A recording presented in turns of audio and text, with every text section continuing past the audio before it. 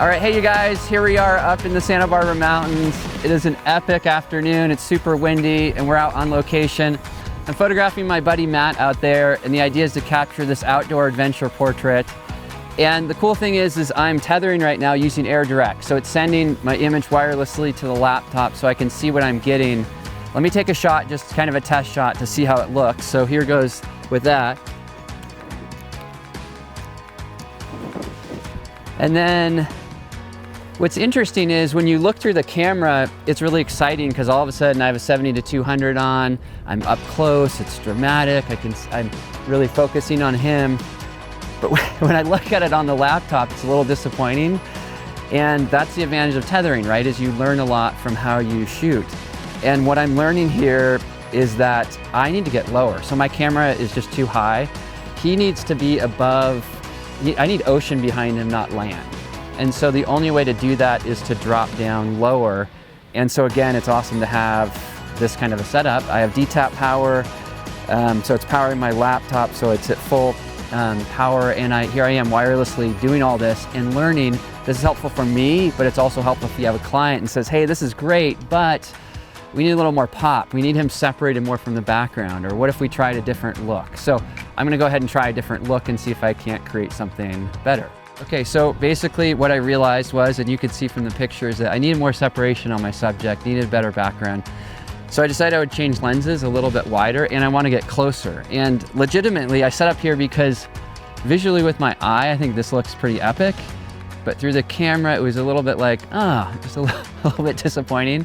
And so that's where the tethering can really help. So basically what I'm doing is I'm going to get rid of my sticks for a second. I want to be a little mobile.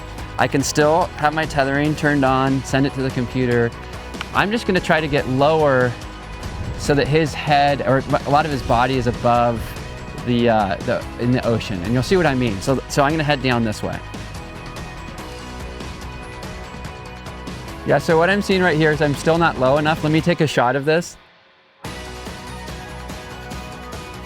So what I'm seeing is I'm still not low enough. So I'm just gonna keep going down. Like right now, his head's above the line of the beach. Now his body's above it. Now it's about his waist. It looks kind of heroic, like this is awesome. Matt, you look great just like that. Maybe bring the stick a little closer to you. Bring the stick a little closer. Yeah, like that. Yeah.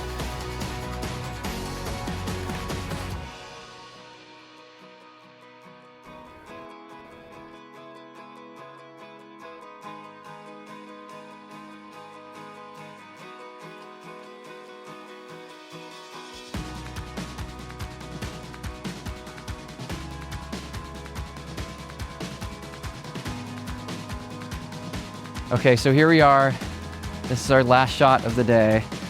The sun is set, and at this point, I'm bringing out a ProPhoto B10, and I've just set it up kind of randomly. I have Matt, my good friend, who's been awesome throughout all of this, standing on a rock. And I have my tether station set up so I can actually evaluate what I'm doing. And this is really helpful for me in these situations because I'm not great with studio lights, and so it gives me this instant feedback, which is much better to see than just looking at the back of my camera. So a couple things about my setup, just to talk about it. I have the AirDirect, the Tether Tools AirDirect, which is sending the image to my laptop into Capture One. I also have my ProPhoto remote, which is gonna send a signal to my light, so I can change my settings with that.